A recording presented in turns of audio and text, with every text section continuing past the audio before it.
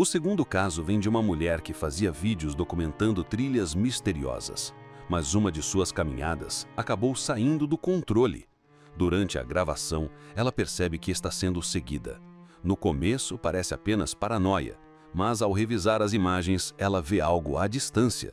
Uma figura que se abaixa, se levanta e a observa em silêncio.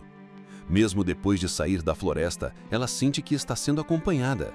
A câmera balança, sua respiração acelera e o que parecia uma simples caminhada se transforma em uma fuga. Nas imagens, a figura volta a aparecer.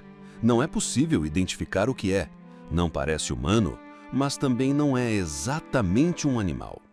Ela nunca mais voltou àquela trilha.